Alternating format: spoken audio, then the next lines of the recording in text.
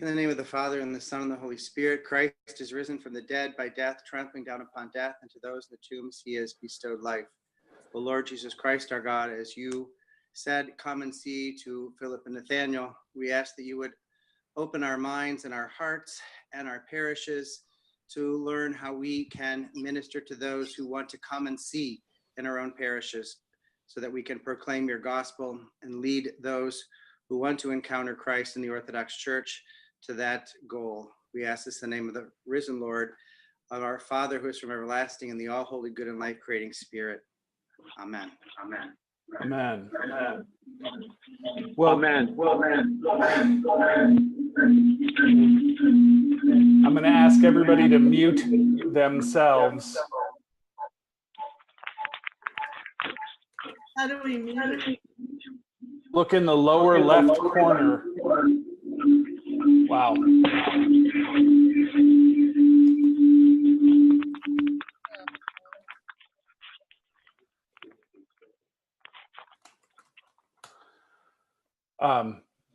Okay, good. I don't hear that reverb anymore. I'm going to take just a few seconds to first thank Thomaida for giving us her time today, and second, to introduce her. Thomaida is in charge of the San Francisco Metropolis Commission on Missions and Evangelism. She worked for several years under Father Theodore Dorrance and has taken over as director as Father Theodore has moved to the Denver Metropolis.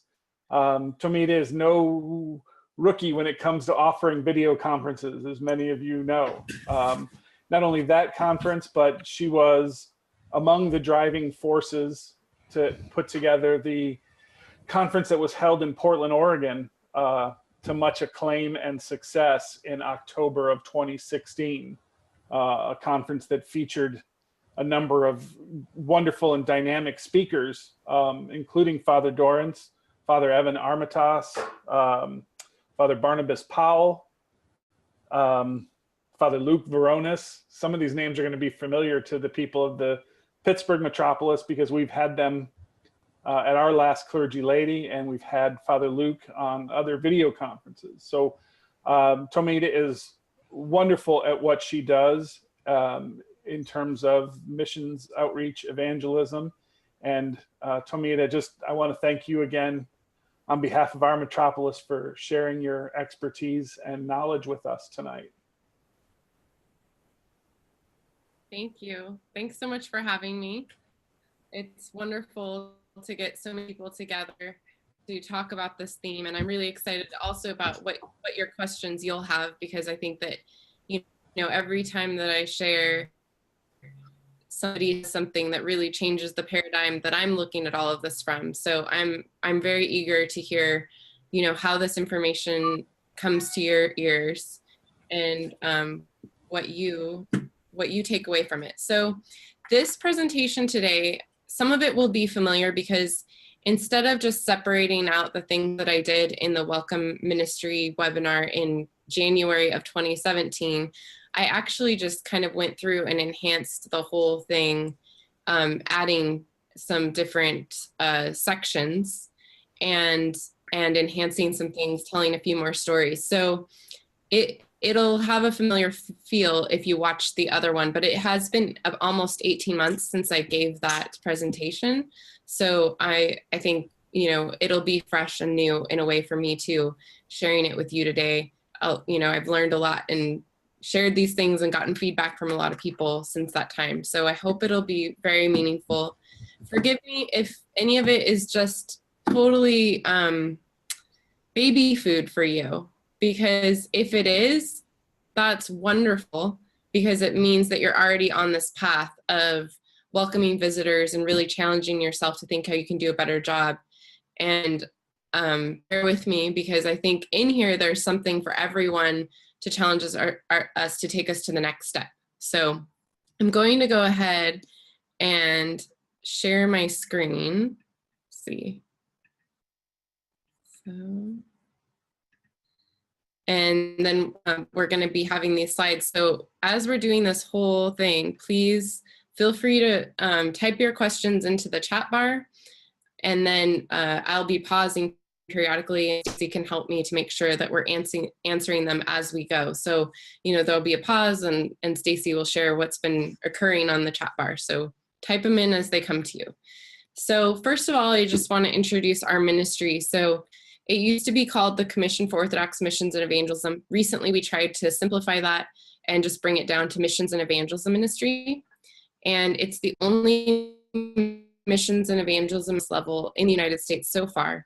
But we're hoping that other metropolises will follow suit and eventually have a missions and evangelism ministry at that level. Our role is to really help all of the parishes to have their own missions and evangelism ministries, and then also to strategize at the metropolis level where new parishes could be, how we can help smaller parishes to achieve sustainability.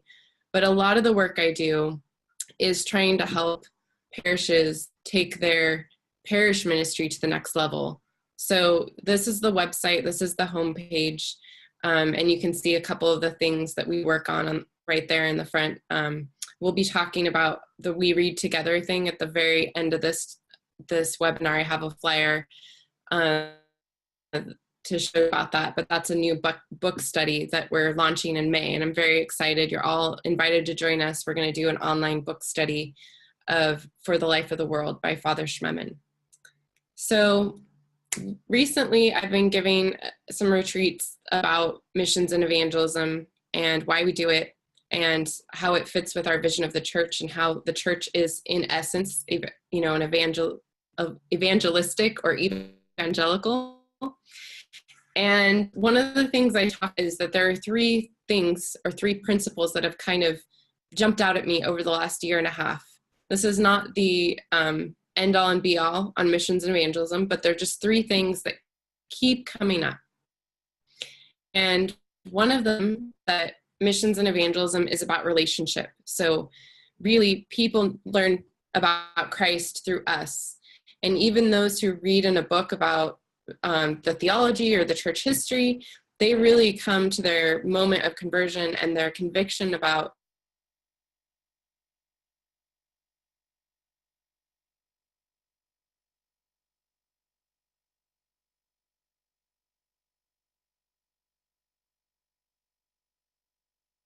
I'm going to interrupt a second. Thomaida, I think you have frozen.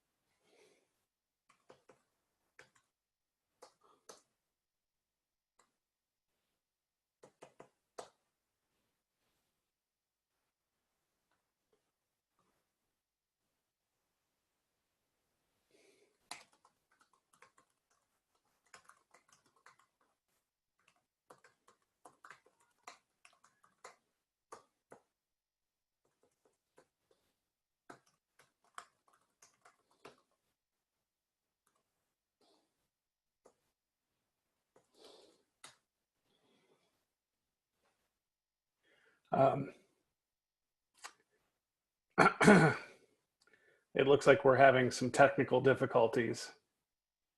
Let's see if she dials back in just a moment. There were, and I don't know if it was just me, but I heard some glitches and hiccups as she was talking. But boy, I never thought it would go down completely.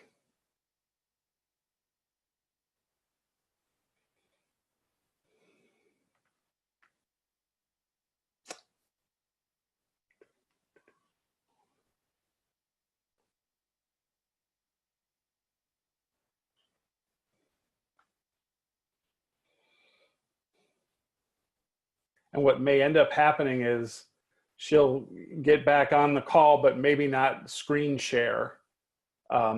She can talk to what's in her PowerPoint, and then I can make sure I send it out to everybody afterwards.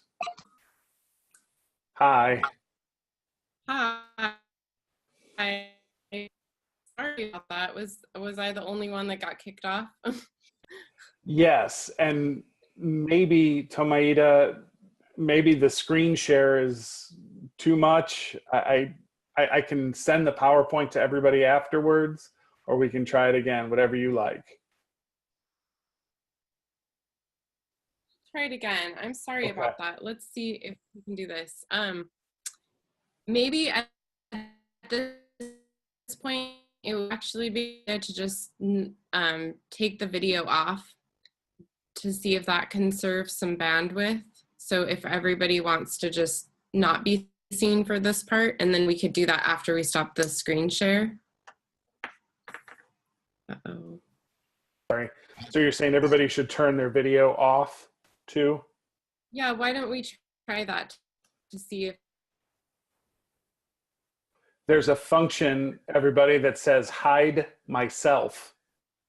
I think that's what turns your video off. Let's try it and see what happens. Nope, that's just hiding yourself. Yeah, go ahead and do that. All right. I think there's a camera in the left lower corner that we could try that. Okay.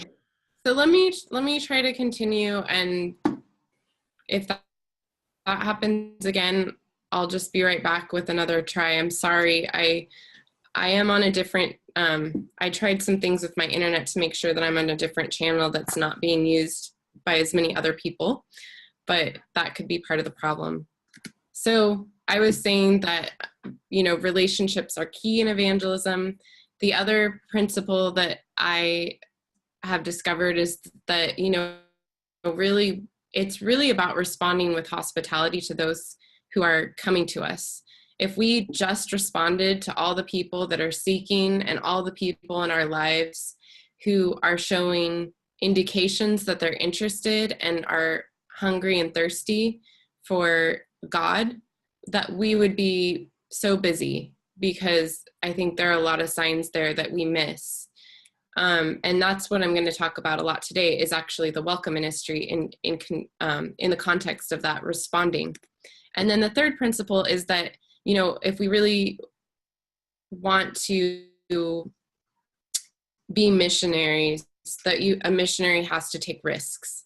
And so I'm not speaking so much about that risk-taking element in this talk today, but that's another part that I think is really important. So today, we're going to focus on being aware of the existing opportunities to share the gospel and responding with hospitality to those who are seeking. So first of all, I just want to answer the question that sometimes comes up: are people seeking?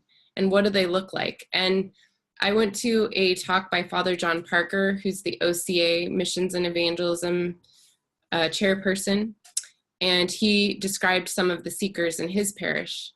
And it got me thinking, and I just started listing all of these people that I know who have become Orthodox, and was thinking about each of their stories. And I'm not going to tell you each of their stories right now, but I just started, like, off the top of my head writing these names in. And so these are all people personally that I have watched them come to the faith or heard them tell about how they found Orthodoxy. And many of them are Christians in another tradition who are very devout and are really seeking, are really asking questions and wanting to know the history of the church or the traditions of the church and get closer to them. Some of them are people from completely other faith backgrounds or no faith background. And so they look like many, many different things. And some of them, you'll notice, even have become priests. So I think it's just important to start by emphasizing that there are many seekers, many who we don't know. And on Holy Tuesday this year, I happened to be at the parish working on a project at my church, and this family walked towards the doors, and I thought they were coming to talk to somebody at the school because we host a school. And they said, no, we just want to check out the Orthodox Church. And we've been reading about it for a year. And now we thought, well, there's a church here. We might as well just stop by and check it out. So this was their first time in an Orthodox church on a Tuesday afternoon, right before Pascha.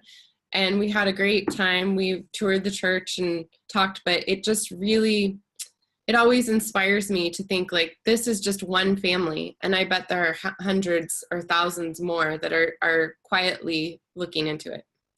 Have any questions come up so far? Stacy? Doing okay? Sorry, I have to keep remembering to unmute myself. No questions yet. Thomaida, go ahead and keep rolling. You can just give me a thumbs up if you want to stay muted. Okay. So somebody asked me, well, I don't think we have visitors. And I said, well, you'll discover the visitors once you start being intentional about your welcome. So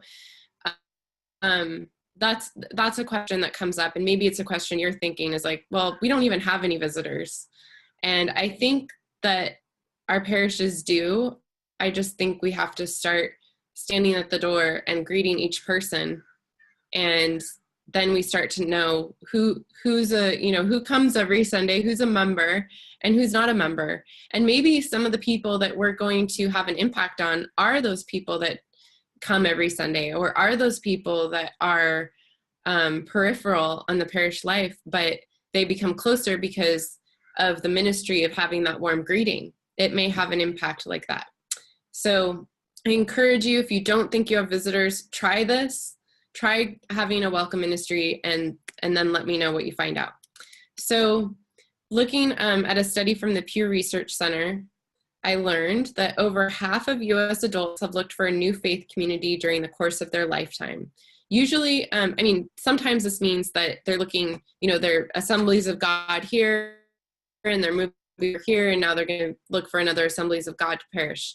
But this, regardless of why they're looking for a new community, it means that they're open to looking, wherever they hear something good, and wherever they see a sign that, visitors welcome to our church. So that's something that we can take advantage of by sharing our faith. Of these people, 85% said that they attended services to get a feel for the congregation. So that's one of the major ways that they figure out if this is the right place for them. One of the primary factors in choosing a new parish was how warmly they were greeted by fellow members. So we think sometimes like, oh, well, Father Jerry talked to them, and so they're taken care of. But it's not so much the priest's welcome, although that is a factor, and it is a factor what their coworkers and neighbors say about the church community. But one of the major ones is how warmly they're greeted by their peers.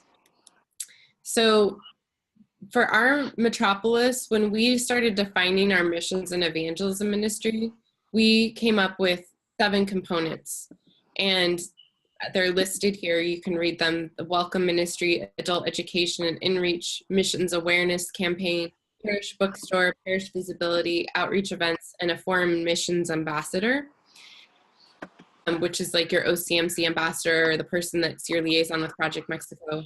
But today, I just wanted to give you that big picture thing so that you could see that welcome ministry isn't the only thing, but it's our focus for today, but it's part of a bigger system of outreach. So we're looking at things that are in many different areas, many different possibilities, but this is one of those basic ones that we feel is really important. So getting into your welcome ministry, one of our board members shared with me this matrix, basically, that there are 4 things that can happen, or 4 ways that a parish can be. They can be unintentionally welcoming, unintentionally unwelcoming, intentionally welcoming, or intentionally unwelcoming. And you know how like unintentionally welcoming is where, it just happens by accident that somebody smiled at them and showed them the way to coffee hour, but it wasn't something that was systematic in the parish. Unintentionally unwelcoming, I'm sure that happens all the time, where we don't notice somebody or we forget to say something and we had the intention, but we just didn't follow through on it. Intentionally and welcoming, that's when I hope none of our parishes are in, where we're actually trying to keep people away. But we really want to spend all of our time in that upper left quadrant, the intentionally welcoming. So that's where you have systems and intention working together to make sure that people feel welcome. And this just gives people something to think about, like, where do we fall right now? Is it accidental or is it intentional? So you're creating a greeting culture at your parish. This is a church where everyone knows guests are welcomed and treasured. This is a church where everyone is greeted in the narthex. Everyone looks out for new people and introduces themselves. Everyone helps guests navigate the service, find the bathrooms, etc. Everyone helps invite new people to walk to coffee hour. Everyone feels comfortable having our friends and family attend, even if we're absent. So you want your parish to be the kind of place where even if you don't have to say to your coworker, we'll only go on May 5th or May 6th because I'm going to be in town. But if you go on the 19th, like, I'm going to be gone, so don't go that day. You don't want that. Your parish should be the kind of place where no matter what day, whether you're there or not, you know that your entire parish is treasuring and welcoming the guests that come. Any questions so far? Okay, we'll keep going. So this is just like what we would expect to happen in our home. So in our homes, we are not unintentionally welcoming or unintentionally unwelcoming. We are very intentional. When somebody comes to the door, come on in, may I take your jacket? Would you like something to drink? Where would you like to sit? We're very hospitable. And I know that, like, especially this is a beautiful Greek virtue of philoxenia. And I have experienced it many, many times, and it's true. So we have to just take that virtue and live it out in the context of our parish and really see each person that comes as a gift to us. Guests are our priority. So the reason I say this too is that we can get really busy in parish business, parish ministry, and just focus on talking with one another or connecting with one another over a project that we're working on. But when I see a guest, I make a beeline for trying to greet them, even though it's hard. It's hard to ignore all the other conversations that I need to have. But the other thing that's really neat is that in my parish, I've noticed that other parishioners, they see you're talking to a guest and they give you space to do that, or they go to talk to a guest and then you give them space. So we all kind of understand, like, we can wait. We have each other's phone numbers and emails. We'll connect during the week if we need to. But right now, this is the only time that guest is going to be with us potentially. And so we really treasure and honor that time. So for a welcome ministry, I added a few check marks. This is basically your checklist for what's to come and things you can work on. So first of all, many people have mentioned that it's nice to have a website so they can refer to what to expect on their first visit. So I would say that I call this pre-hospitality, is what happens on your website and how you give signals on your website for what to expect in the parish experience when you come to the parish. And we'll talk about that in a minute. Parish signage, so that's everything from like how people can find the church on the street, and it also includes how they find it within the building. And I talked a little bit about this when we did a phone call about a month ago. Trained greeters, welcome packets, or something, some gift basically to indicate that they've been acknowledged and that they were intentionally welcomed and that they were expected. And then a follow-up process. Anything yet? Are we good, Stacy? Okay. I'm actually going to ask you a question just real quick. Are you going to delve into each of those bullet points later in the presentation? Okay, I don't want to interrupt now if you're going to get into those. That's what we're doing next. Perfect. Thank you. Yep. Okay. So first, the website.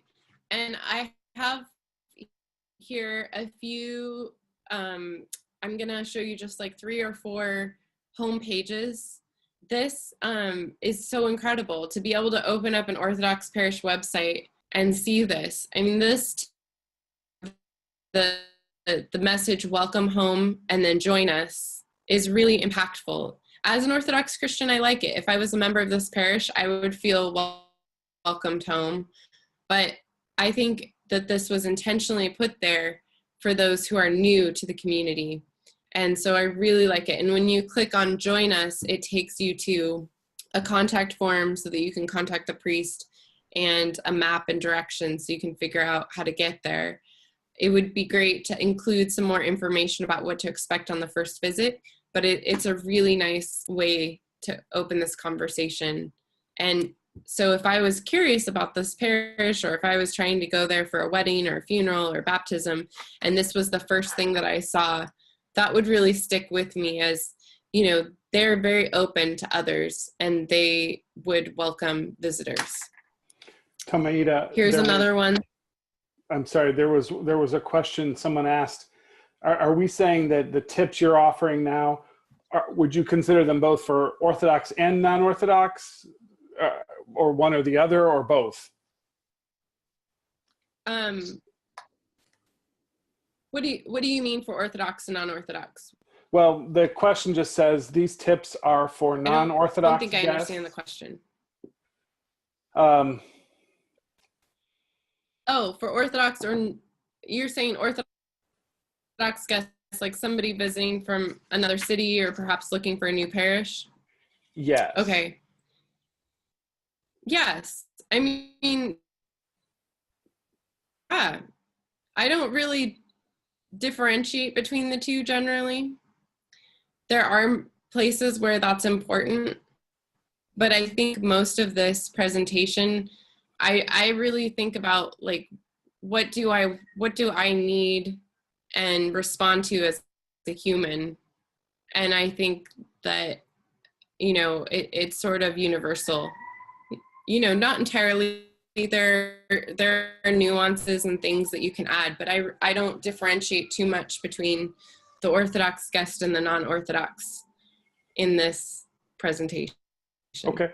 So I think it works. So here's another one, same message. And it gives, both of them kind of gave a sense of what kind of community they are. Here's another one. This is in Prescott, Arizona. And you'll notice, so the thing I wanted to show is on this lower left corner, a short welcome message, and then some links. What is Orthodoxy, first-time visitor, and videos. And if you click first-time visitor, you come to a page that shows you, this is the 12 things I wish I'd known before visiting Orthodox Church, and it's the text that Frederica Matthews Green wrote. Many of you will be familiar with that. And it continues all the way down, you scroll down. And then you see on the right that there are some other links for different subjects or convert stories that I think, you know, it's nice because right up front it shows that people do convert to the Orthodox faith, and if there's curiosity about some different topics, they can click those. Here's another parish, Holy Apostles Greek Orthodox Church. Very nice, very inviting. The other thing I like about this one is it shows the candles and it shows the icons on the homepage, so you can see, like, oh, if I went, I could see myself lighting a candle. Later in the site, you'll see pictures of different people that attend the parish. And that's a really key piece, because it's important for people to see what the worshipers look like, not to infringe on their privacy or, you know, have their first name, last name, etc., but to be able to see even from afar, like, this is what they dress like, this is what they look like. It helps people to identify, and it humanizes what the parish will be like. And then this one, if you click on the read more right there, you come to this page and it says, especially for visitors, what to expect on a Sunday.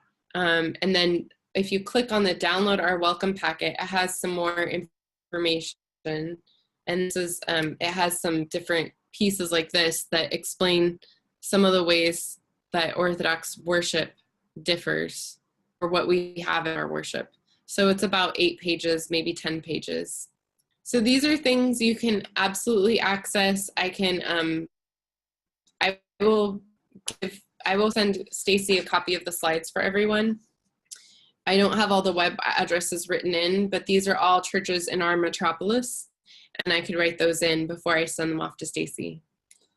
Anything you want to ask? Okay. All right, so the next thing I want to talk about is signage. And this is a welcome sign, again, from Holy Trinity in San Francisco, which I really like. And you can see it's like double-sided. I think it has a nice, simple message and the web address. There's so many different ways to do a welcome banner. You can copy exactly this wording, and no one, it's definitely free reign for that. Or you can come up with your own that you feel fits your parish. Like some parishes, they will write on the sign, all services in English or something like that, if that's the case, of course. Some parishes will write guest welcome, things like that, so that it's clear kind of that it's for, that they're outward looking. And I'm not suggesting that you absolutely have to have a sign before you get your welcome ministry going, but this does definitely increase the number of people that visit your parish. We noticed when we put up a visitor's welcome banner in front of our church that our weekly visitors increased dramatically, noticeably. I don't have exact statistics on it, and I would like to start keeping better numbers, but we did notice it. Then the other things to consider is this is what I call the Fresh Eyes assignment. It's something that Bill Marianis has talked about. If you're familiar with Bill Marianis, you may have already heard this, but the next time you go to your church, especially on a Sunday, but you can do it any day, imagine that you have never been there before and take note of everything from the moment you turn onto the street where the church is located. What do you see? So, we did this as part of our strategic plan weekend with Bill Marianis, and we came in and then we shared as a group what things we saw or what questions we had. We wrote down questions like, where am I supposed to park? Why are some people dressed like this and some people dressed like that? Is there assigned seating? Things like that. So this can help you think about signage to improve your location. So here are some of the things that you might consider. From the main street to your side street, like if you're on a side street and you have the ability to put in a notice like turn down this road. Where to park. We have 4 visitor parking spaces that have, instead of the handicapped sign in front, they have visitor parking. And I don't even think we have a reserved for clergy sign, actually, but we have a reserved for visitor sign. Where to park, where to enter the building, where to find the restrooms, where to find coffee hour, Sunday school rooms, church office, and maybe you can think of others. And I just recalled the reason we don't have a clergy, reserved clergy parking is because we actually are out of parking, and the clergy have to park in the bark dust, like go up on the curb because we're out of parking spots. So that's their reserved spots. Anyway, so think about what's confusing. What questions do you have? What might help people if they were walking in for the first time, help them feel comfortable? Someone asked the question to me, how do you identify a guest? And it's kind of an interesting question. I am from where I'm sitting, I know every person in my parish. I know whether they're there or not. So I know a guest because I don't know them. That's how I identify a guest. And if we're not there yet, I think we can all get there. Even if your parish has 500 families, I really believe you can get there. You're going to have a challenge, but I think it's important to know who's in your parish. I also think it's important for a safety reason that you should recognize who's in your parish. It shouldn't be only the priest who has their baptismal names memorized and their name days, but all of us should know one another, and then we'll know who's the guest. So I think that's pretty simple. And like I said before, I don't really differentiate between a non-Orthodox guest or an Orthodox guest. I greet both of them, and I usually don't know until I talk to them which one they are. Sometimes there are signs, and you can be like, oh, I think they're Orthodox because they cross themselves or whatever. But sometimes it's not that clear. So I really just greet everyone with an open mind, waiting to let them tell me their story. Thomaida. So, yes. Some of the folks that you're talking to, myself, Akron, some of the Pittsburgh parishes are quite large. I mean, there's no getting around the fact that they're 300 and larger. Do you suggest maybe a couple of people then to do welcoming duties on like a Sunday morning, so that they're kind of covering each other's back when it comes to knowing who is visiting and who isn't? I think you should have 2 people in the narthex greeting, but you should be rotating through, 12 or 14, 20 different people on your greeting team. If your parish is that large, you probably need that many people. If you're starting with 4, great. Start with 4. But, if your parish really has, like my parish has 275 to 300 people on a Sunday. I think that's a lot of people, but we just greet all of them. Okay. Does that answer the question? Maybe I'm not. No, absolutely it does. Sometimes parish size and welcoming committee size don't necessarily equate. If you have 500 families, it may be a challenge to get 25 people to be on a welcoming committee, even though you probably could use that many and rotate that many and have that many who recognize people, who are from the parish, who aren't from the parish, et cetera, et cetera. So sorry to interrupt. Right. No, I mean, no, that's absolutely necessary. And it's something that when I have a small parish I'm working with, they have 2 people and they say, what are we going to do? We don't have any people. When I work with a parish with 500 families, many of them say, well, we only have 2 people. So nobody's really working from an advantage. And we can all do better. Absolutely. And I think we need to set the standard higher, that if this is important to us, we're going to recruit people and we're going to lead by example, and we're going to show them how to do it, because if this is really important, we have to make it a priority ministry. And I'm not suggesting that you need to be quizzed on everybody's name, but you should know if you've seen that person before in your church. Everyone should recognize everyone, really, but I know that's not possible. So I'm just suggesting that greeters should, once you start greeting people every Sunday, you figure it out. You recognize people. So okay. This was in my other presentation, mostly pretty much the same here. So I'll go through it pretty quickly.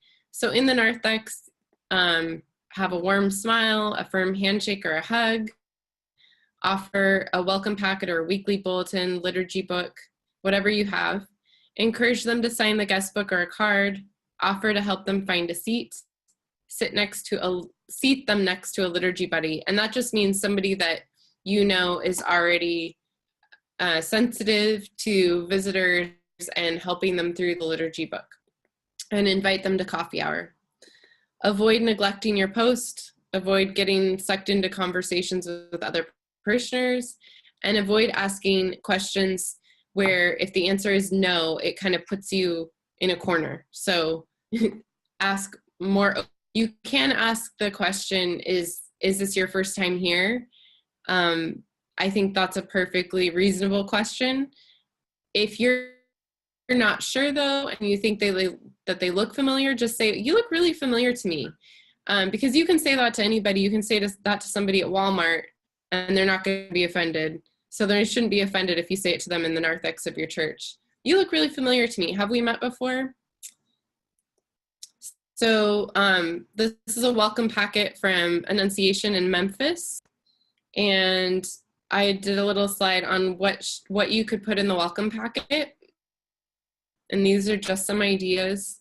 A parish brochure and or brief listing of ministries, a general brochure about orthodoxy, a letter from the priest, contact information or a business card, a flyer about an upcoming event. This is really something that I think is nice, is that if you're going to have welcome packets, it would be really good to update them regularly. Like on Sunday, you think, oh gosh, we're having the crab feed on Sunday. Let's put that flyer inside the welcome packet. Or there's an event, at the church across town on Sunday, and we have this flyer. Let's put that in so that you're refreshing it. It's not always stale information, but it includes time-sensitive things. It's nice. And then information about your parish's culture regarding children in church. That can be an area where visitors are really like, I don't know what to do. So this welcome packet, you can put anything in there that you think is going to make the visitor more comfortable. Like think of it like a playbill when you go to see a show, or when you go to, a children's performance, or you go to the movie theater and it says, please turn off your cell phones. And this is what to expect. This is how long the show is. And most weekly bulletins that I've seen also have a little paragraph about, we're so glad that you're here as a greeter or as a visitor, and we are, welcome you to attend coffee hour with us and to receive the blessed bread at the end of the service. But please know that communion is only for baptized and charismatic Orthodox Christians. So that is usually taken care of in the weeklies. But if it's not in your parish and you want to add a little tab in there for the welcome packet, that's a great place for that as well. And then some things to avoid is not to have a huge one. And that's something that we're all working towards getting smaller welcome packets, because we've had a paradigm of having a larger packet. Something that will fit into a lady's purse is Father Barnabas's rule of thumb. Avoid putting just like, oh, these are all the brochures about everything that you ever want to know. Just be mindful and choose one or two that you think are important and are really nicely laid out. And don't put in stuff like, if it's March, don't put in the Christmas brochure. Be very, very mindful about keeping it clean and impactful, because I think as Americans, we're being, or probably just as 21st century citizens of the world, we're being given data and information all the time. And it's really meaningful when somebody gives you something that was created and specifically for your situation and for you as an audience. And then avoid putting the stewardship card in. That can totally come later. And this came up, somebody actually said this to me over the weekend. They said, make sure not to give somebody a stewardship card on their first visit, because unless they ask for it, which some Orthodox guests who are moving to the area will say, oh, where's your stewardship card? Well, great, give them a stewardship card. But if they didn't ask for it, it can be seen as a very pushy, oh, they just want my money, they don't care about my soul kind of move. And we know that's not our intention. So just avoid that potential. Any questions? Thomaida, you and I have talked about this before, and somebody referenced it, Joyce referenced it in the chat function about the visiting, or I'm sorry, the welcoming committee members being there early because typically visitors are early. Has that been your experience? And do you want to talk to that for just a minute? Oh, yes.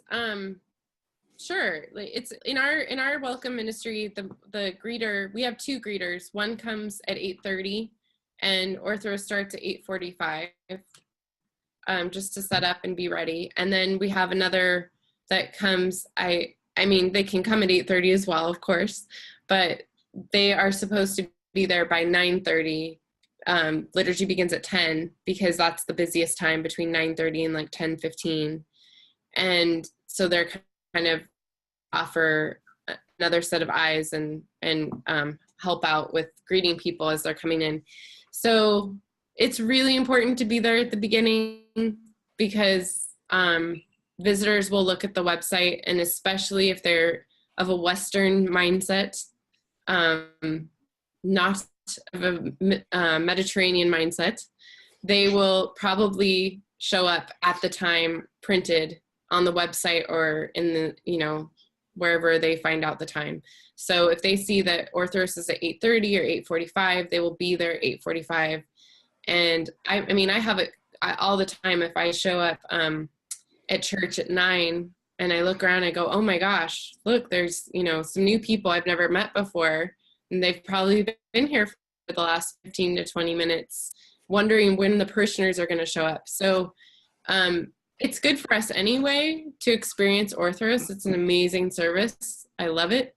But it's hard to go unless you have a duty there. So this is your opportunity as a greeter to get that extra spiritual nourishment. If nobody is there besides the priest and the chanter and you, it's a blessing for you. So, and if a visitor is there, you're exactly prepared to do your job. So. And I have one other question for you, and it's in the bullet points that are up there now where it says information about your parish's culture regarding children.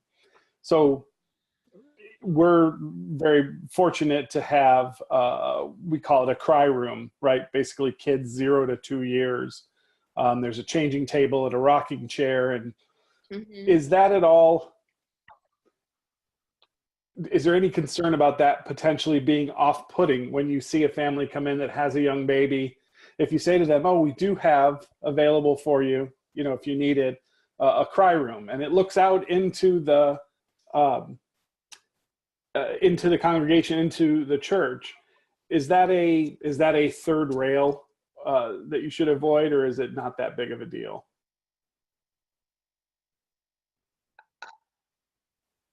I don't see any problem. Why would it be a third rail issue? That you might assume, an infant, a baby can't stay in church. I'm asking it poorly, and I apologize. I was just, trying to provoke some discussion. So if someone comes that is carrying an infant, for example, and you say, oh, we have a cry room, that you're kind of like profiling them? Maybe a little bit, yes. Okay. No, I don't think that's a problem. They know they have a baby. And they know that, they're probably the first to say that the baby could get loud. They're probably, people that come with children are feeling super uncomfortable most of the time and are so apologetic, at least in my parish experience. Like, I'm so sorry, I have children. And you're like, it's okay. So that's my experience, is that people are like falling over themselves, apologizing. They don't want to interrupt. They want to be respectful of the experience in the parish. They don't know what to expect. It's a new experience. So okay. I think it's great. Anything you can do to say, like, we have something in mind for you, it makes them so happy. So sure. Totally great. Okay. Another thing, you might have other things to put in the welcome packet. Another thing you might consider this is a companion to the Divine Liturgy that's pictorial. So when you open it up, it has pictures of the priest and then an explanation of what he's doing at each of these moments in the liturgy. So, and it also says, like, on page 20 next to the picture. So you have your liturgy book and you have your pictorial companion. So that's an option. That's just, you know, taking it to another level, another step. If you feel like that would be useful. When I went to this parish, used this, and I thought it was really kind of interesting and neat to have that. But none of these things are absolutely necessary. A welcome packet itself, I would say, is not absolutely necessary, but it's nice, and it's an opportunity to acknowledge your guests and to share something special with them and say, like, we've been thinking about you, we've been preparing for you, and this is what we've prepared so that you'll be comfortable. So that is completely the spirit in which it should be approached. So what I'm going to go into next are just some what if questions that have been asked, and these that were in the other one, so forgive me if it's a repeat for you, but I think these are really good to make sure that everybody hears. So what if they look familiar? And I kind of covered this already by saying, oh, you know, you look familiar to me. I don't think I've met you yet. My name is Thomaida. So just put it on yourself, like, I don't think I've met you yet, or I'm sorry, I've seen you here a couple Sundays, but we haven't been formally introduced. My name's Thomaida. So it's really nice to do that.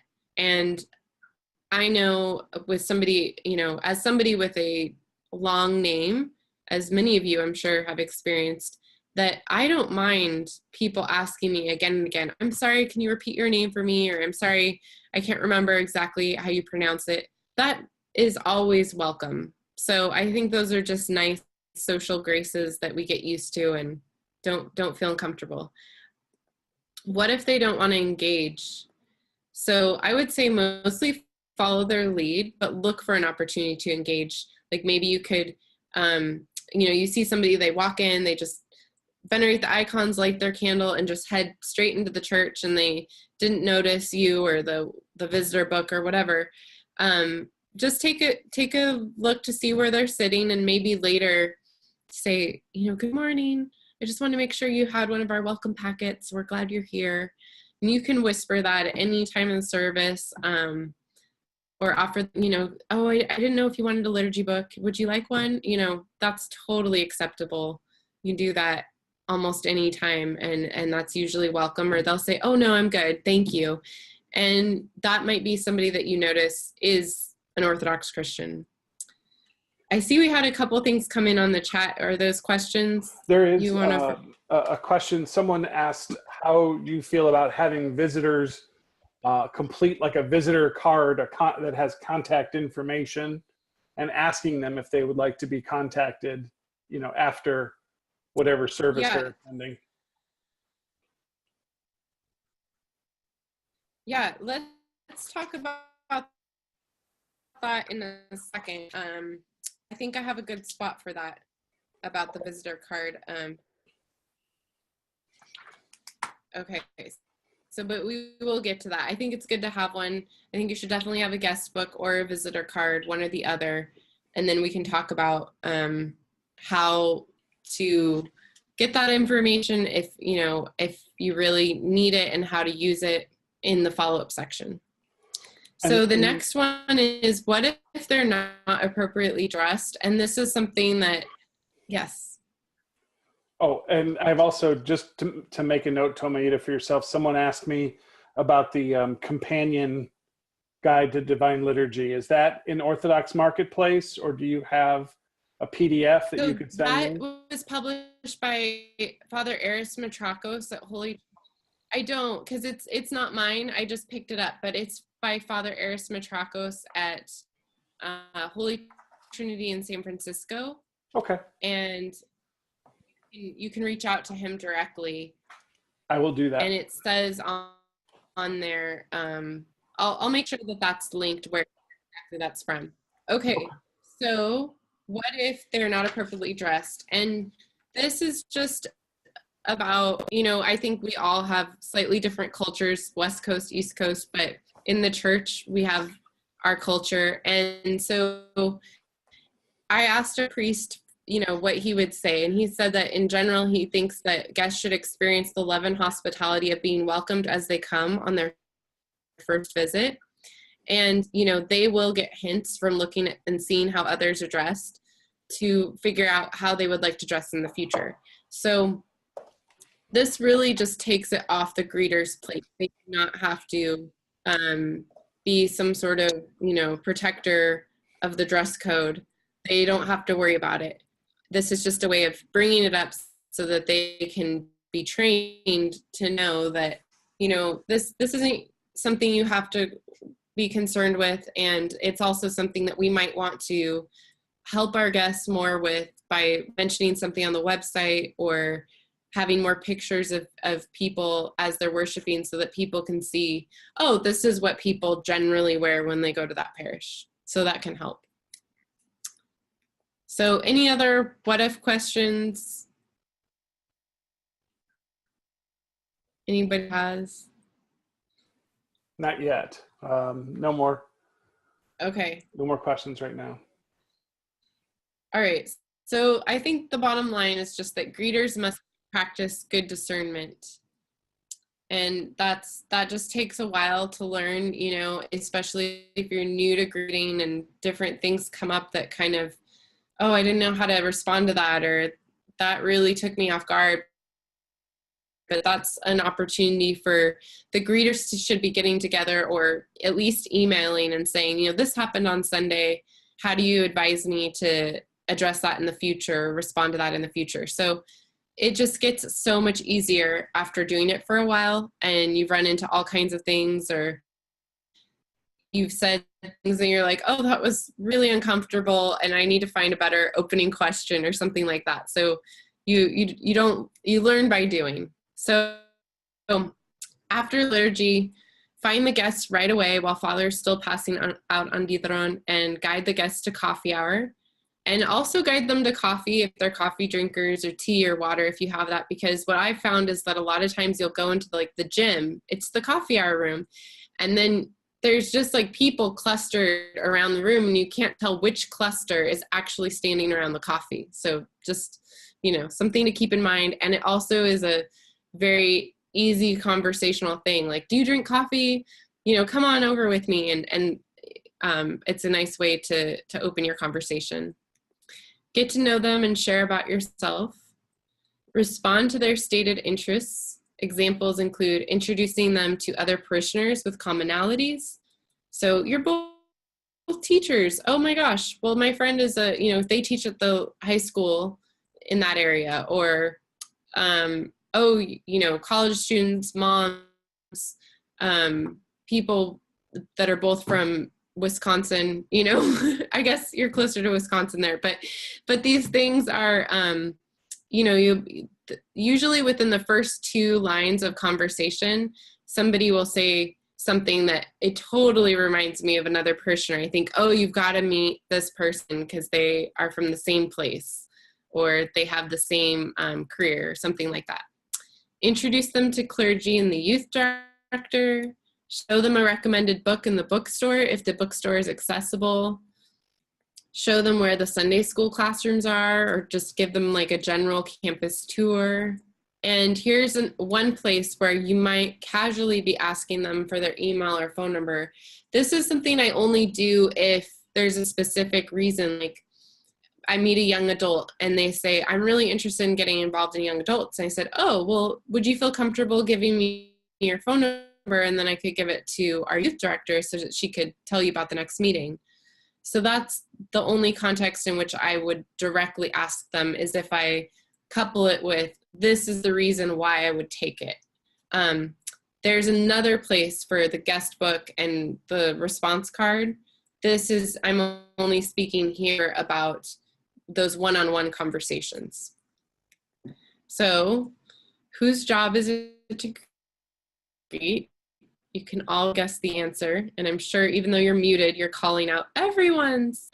So young or old, married or unmarried, dads with children hanging off their arms, and teachers running to prep Sunday school. Everybody is tasked with greeting and just taking a minute on their way to whatever they're doing to acknowledge the person that's unfamiliar to them. It has such a huge impact once we start noticing and responding to guests. It's just unbelievable what happens.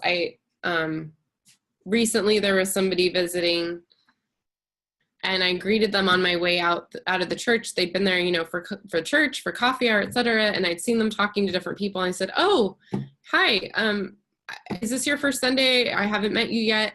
And they said, "This is the warmest community. I am so, like, my church isn't, they're not Orthodox, but they said, I've never experienced fellowship like this. In our church, we just attend and then we go home right afterwards. Nobody stays to spend time together. This is really awesome. Thank you for, you know, welcoming me." And it's really incredible to me, because that signals to me that I wasn't the first person to greet them. There were, you know, 15 other people before me that they got to chat with. And that really makes me feel good that it's not one person. Okay, so sample questions. Did you come with someone today? Do you know someone here? Are you from this area? Are you visiting? What brings you here? And I usually leave that open, like to the church or to the city, you know, and just see what they respond with. Have you visited here before? Have you been to an Orthodox church before? What is your background? So these I went over really quickly, but these are great for when you have like a greeter training, or you could even do a role play in your greeter training where you could give each greeter, like you could have like 3 people here. And I know maybe we're starting with only 3 greeters, so maybe it's one role play, but you give them a situation and you say, okay, you know, make a skit. We're going to make a skit out of these questions and see what happens. And you can have somebody play the, you know, the really open guest, and somebody play the very evasive private guest, and see what happens and see how they respond. So it's great. Either way, these questions are a way to see where the conversation goes. And if someone is really private and just isn't very talkative, you know, just let them experience the church. Some people just want to hang back and see and watch, and then you'll find, you know, a year later you're going, gosh, remember when he first came? I didn't even see him crack a smile, but now he's like one of the most integral parts of our parish. So just following their lead and respecting that is great. So just do it. It gets easier with practice. I said that. So now we're going to talk a little bit about follow-up. We have about 20 minutes left. So I'm going to go through just a few different things. Follow-up is really tricky. I'll be the first to admit that. One of the reasons is because it is hard sometimes to get people's information. So how do you follow up with somebody that you don't have their email or your phone number or whatever? It's almost impossible to do that until they come back again. So one of the things I would say is this is why it's kind of important, I think, to give people a welcome packet on their first visit, at least something that you can put into their hands that they can take home and sort of process their visit with, is so that you they may not give you information about themselves, but it's nice for you to give them some to find you, or how to contact you, or how to email you, or when the next event is at your church. So I really think that one of your best follow-up methods is actually your welcome packet, so that they have something to refer back to. The other thing we mentioned is having a guest book. You can do that digitally with an iPad. You can do that with, you know, good old pen and paper. You can do guest cards. One of the parishes that is in our metropolis uses a guest card, and it says on it, take this card filled out to the bookstore to receive a free book about Orthodoxy. And the Missions and Evangelism Ministry then reimburses the bookstore for those books. And that's one of the ways that they get, you know, the name and number and whatever of somebody. Now, if somebody's uncomfortable with giving their information, they won't fill out the card. So it's really a matter of, you know, you're making the offer and you're saying we really would value this information. I at our parish, a guest book, and we actually started doing visitor cards.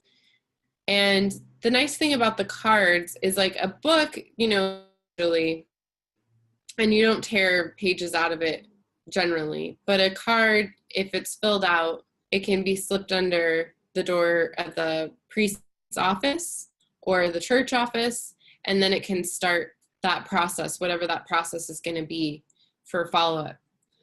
And I would just say that sometimes people will, you know, feel, oh, I'll just put my name and my email on the card. Well, then you have the email, or I'll put my name and my phone number. I don't think people write out their full addresses quite as often now on cards, but if you're going to have a follow-up process, which I think is a good idea, you should be prepared to follow up with any of those 3 items. So with the email, with the phone number, or with the physical address. So you should have some method of responding for each of those. So what else? I mean, I think it's really good to just respect that people may not give you their information. And that is why follow-up is tricky, is you may not get any information. You may get their name, but that's it. And I really respect that in today's you know, we're always being asked, well, if you sign up for our email list, you'll get 10% off on your order or whatever. That's constant. So it's just one of the places we don't want to add to that as the church.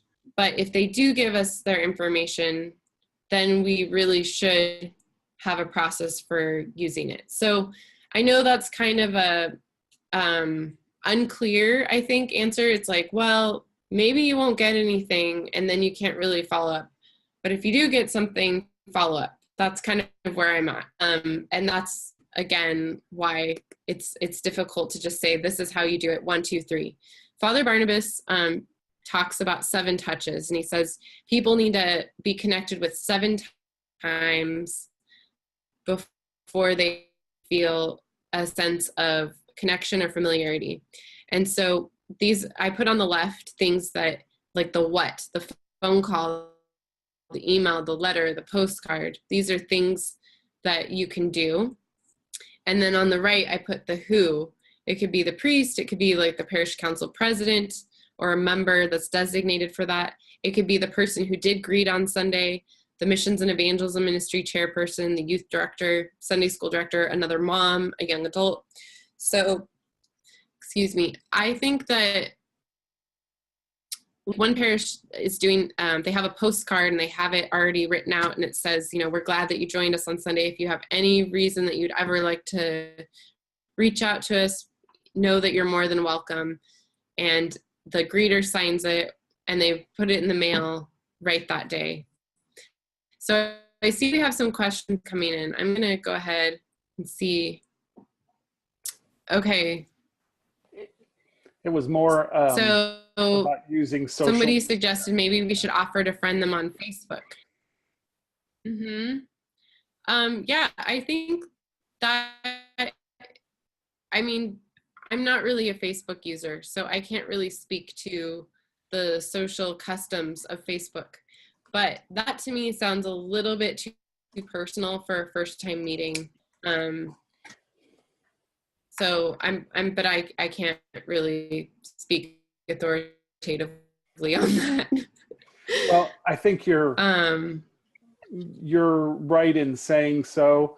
And as I responded to John, I said, you know, instead of it flip that around and ask them, you know, if they're interested to follow the parish's social media instead of it being so directly personal. Perfect. Okay, so Father Barnabas, and he kind of lays it out. And if you are interested in hearing more about that, he talks about it in his presentation, which is available through ancientfaith.com. And it's part of the Bringing Orthodoxy to America conference that took place in Portland in October 2016. And he talks about how they do their 7 touches, but they try to do 7 touches, I think 6 touches after the Divine Liturgy on Sunday. And they have a system. I haven't been able to be successful in my parish or elsewhere. I haven't seen 7 touches, but I've seen like 3 touches or 4 touches. And so I think as long as you're trying to make some touches, you're doing great. So just figure out a system like, okay, if they give us a phone number, we give them this. If they give us their email, this. If it's a letter, this. Or, physical address. And then what if they give you all of that? Well, then we do this. So in this order. So my next slide is really just create a process. So is it going to be from the visitor card goes under the door of the priest? So on Monday morning, he walks in, or Tuesday morning, if he has Monday off, and makes those phone calls, and then he gives it to the church office, and then they put it in some sort of spreadsheet or database, and then it goes to the welcome ministry, and the readers follow up personally because they were the person that actually connected with them on Sunday. And then they, make that phone call and say, are there any specific things that you're interested in the parish? Like, would you like to join our list for the moms group? And then it could go out to other ministries. So really, I think another reason follow-up is tricky is you really have to discuss this as a parish and find out what makes sense for how your parish systems work, because it can even just, we had one system in place, and then things are a little bit different today than they were a year ago. And so our old system isn't working the same now. And so we need to constantly be reevaluating how this goes. So right now we have the visitor card. I think what happens is that the visitor either fills it out in the narthex and gives it back to the greeter, or they fill it out during the service and stick it in the offering tray. And then from there, either of those places, it goes to Father Matthew so that he can make a phone call or an email or a letter on Monday morning. And that's kind of where we're at. Another thing that we have done is we had a Google Docs spreadsheet. So it's Google Docs is something that probably many of you are using. It allows different people to come in and edit it in real time, and it saves. And there are other ways of doing that. But we would write in, like, for example, maybe a column with their name, if we have it, their like a very general brief physical description, and then if we have any contact information, and if they're related to or have a connection with any St. John parishioner. So we'd say, like,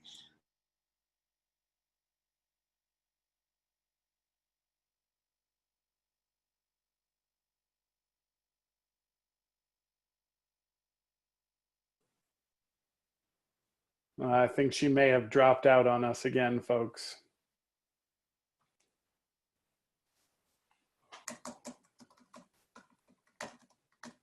I would go in and say, these are the people that I met.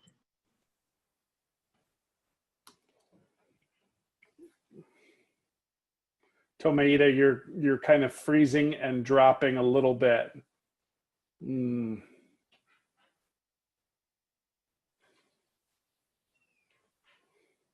Yay.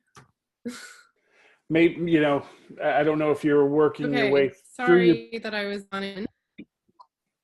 That's okay. Keep going. Yeah, we're almost done. Let me do here. Thanks for your patience. This is constantly a struggle. So, okay. So I was just saying that, you need to come up with a process, and Google spreadsheet thing kind of worked well for us because different people could edit it. So if I was the greeter on Sunday,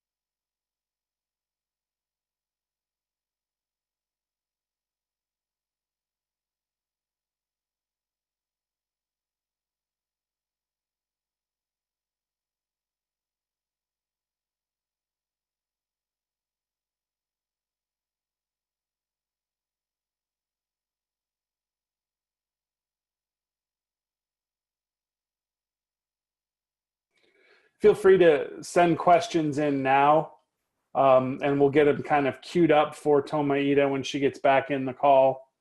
I asked her to maybe not use her PowerPoint because that seems to be what's causing the hiccup in her presentation. But go ahead and send whatever questions you have, and I will try to get them answered for you. Sorry, everybody. We've not had this kind of problem in any of our prior video conferences. So I do apologize.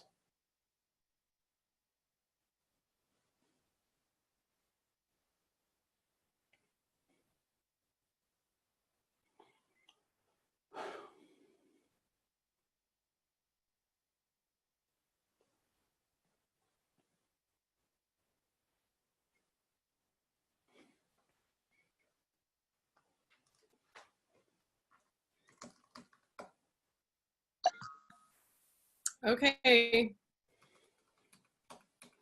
Hello. last minutes. I'm so sorry. So, all right, so we're gonna finish up here. So you get the idea behind the spreadsheet. So the last part that I prepared was to just talk a little bit about newcomer integration. And these are just, I just have some final thoughts about this. And this is a kind of, you know, the advanced level. So many of us are finding, like at St. John the Baptist, okay, we are very warm and welcoming, maybe your first 2-3 Sundays. We don't know you yet. So, you know, we're coming up and people are always asking like, welcome, is this your first time? And chatting. But then what? You could easily come every Sunday and everybody's like, oh, that's so-and-so. Well, this is the new person over here. Like, let's go over here. And you're going, well, I've only been here 2 months and I still don't know anybody and I don't really have any friends and I haven't, you know, I don't really know what to do next. So how do you help somebody to become a part of your community?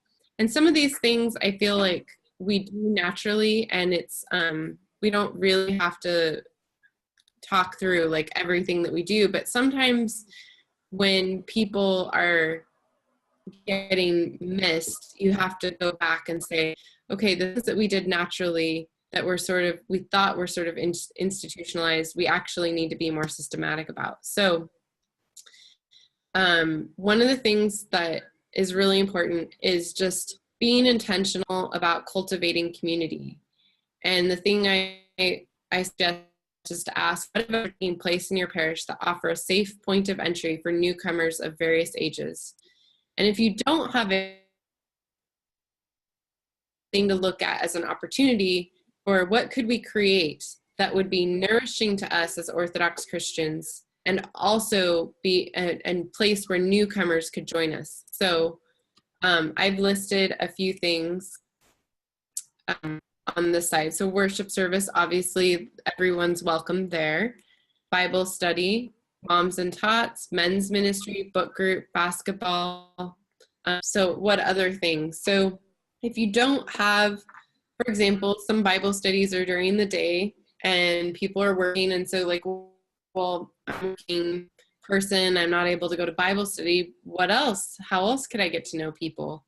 And that could be an opportunity. Like maybe you could have an adult education class for 4 or 5 weeks, or a Saturday adult education class that you're not doing it only for newcomers. You're doing it because it's for everybody. And so tons of people are going to benefit from it. But it also creates an opportunity for newcomers to make that first, connection, to sit with that person at lunch, or to have a small group discussion with somebody that they wouldn't have met. I forgot to mention on there baking events. So if you have a festival season, that's also a great opportunity to invite people into helping. But, it's just really important to always be thinking about how ministries and events are structured and how they can be better structured to invite new people. Another thing to keep in mind is that it's really important as ministry leaders and as church leaders that we are learning how to discern people's gifts and help them discern their gifts. And I love the quotation from St. John Chrysostom, which Bill Marianas actually includes in all of his presentations. The most basic task of a church leader is to discern the spiritual gifts of all of those under his authority and to encourage those gifts to be used to the full for the benefit of all. Only a person who can discern the gifts of others and can humbly rejoice at the flowering of those gifts is fit to lead the church. So this kind of goes back to those, conversations, like you're talking with somebody on Sunday and you find out, oh, like you're a quilter, or you love to bake, or you're very handy, or engineering or graphic design. And it doesn't always have to be a trade, but these things give us hints into things that they might enjoy doing.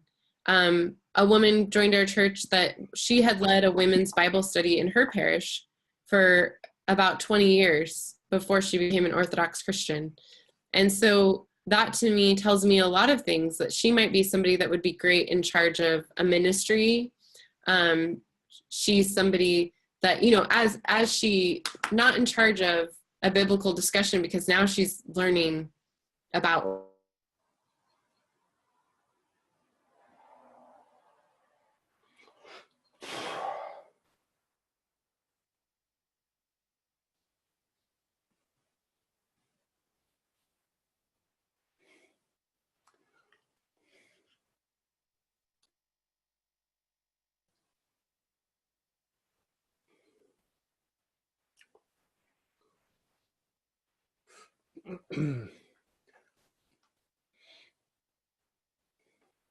Again, I'm offering my apologies for the technical difficulties. We're coming up on 8:30, and I understand there are some of you that may have to drop out.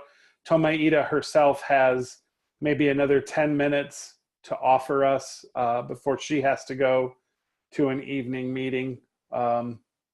So I do apologize for all of the technical difficulties tonight. I see a couple of questions in the chat that I will make sure Thomaida addresses when she gets back on the call.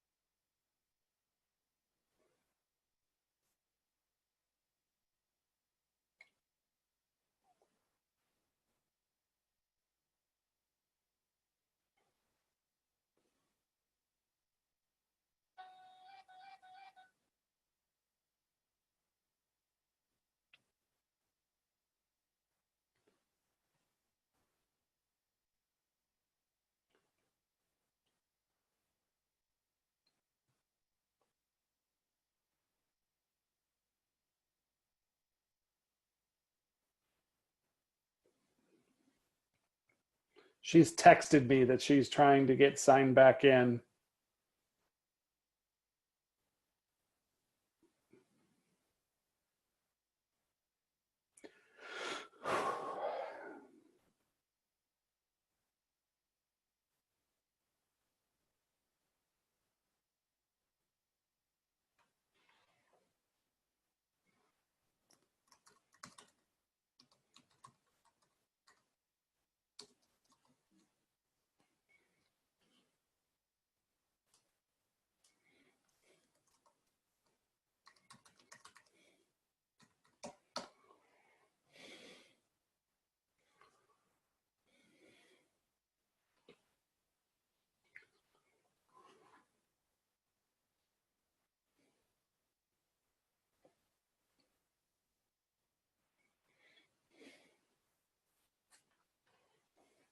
Hi.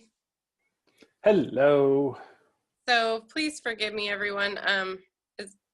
I don't know what's happened, but anyway, that is basically the end of the what I had prepared. And the last thing I was just saying is that, if we just try to include people in ways that are natural to who we are and really responsive to who they've presented themselves to be, then we'll be successful in integrating them. So sorry to go over time, and please forgive me. The internet issues are such a struggle.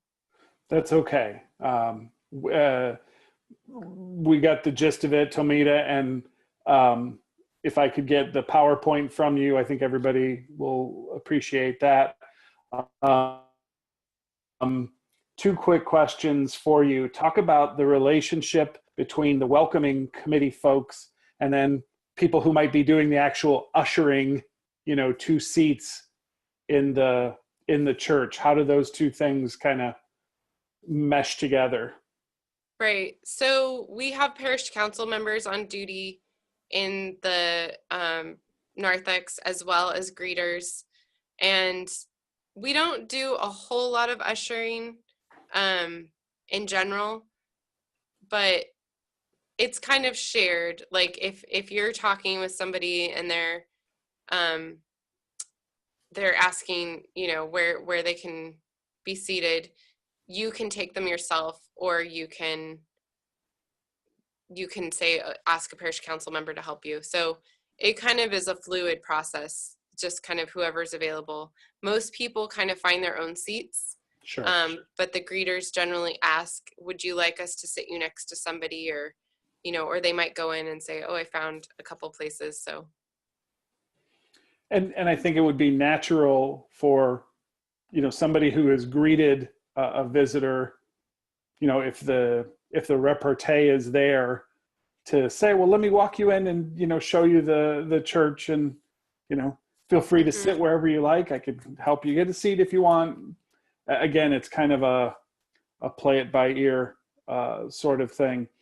The other question somebody asked, whose welcome card or whose business card is in the welcome folder, or, So the priests. Yeah. Okay. If you have a church card that doesn't have a name on it, those are great. You can use that, but it's always the priest's business card. Okay. Yeah. Let's see. I'm just looking through the chat really quickly to make sure I didn't miss anything.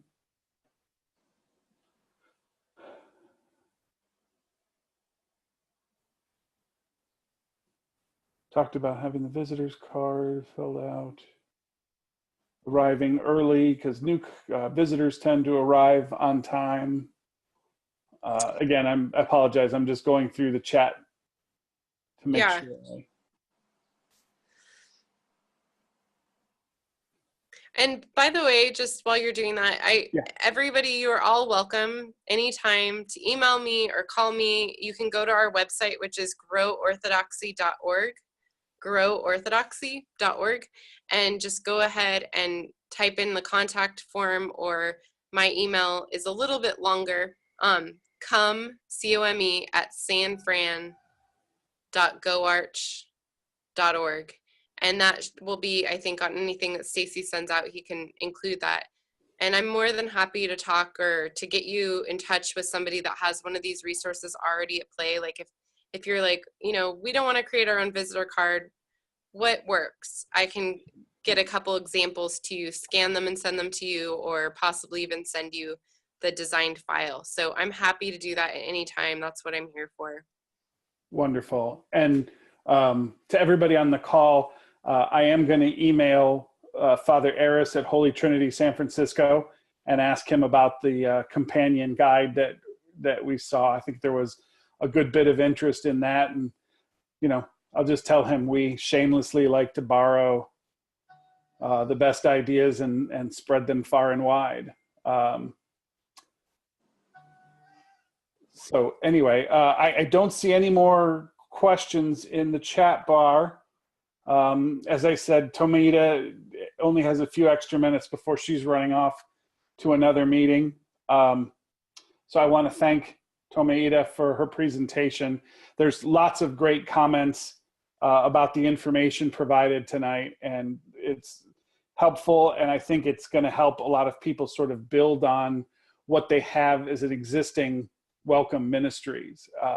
It's just fresh ideas, new ideas, confirming, you know, things that people are already doing. So I think it was all wonderful and good information. So Thomaida, thank you so much. Who is still on the call? Father Christopher, can you hear me? Would you be willing to offer a closing prayer for us? Sure. Can you hear us now? Gotcha.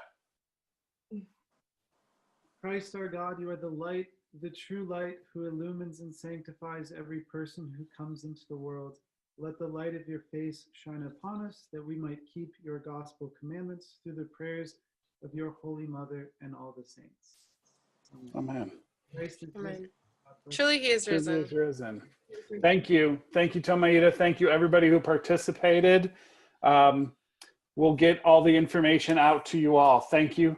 Have a good rest of your day and evening. All right. Good evening. Bye. You too. Bye-bye.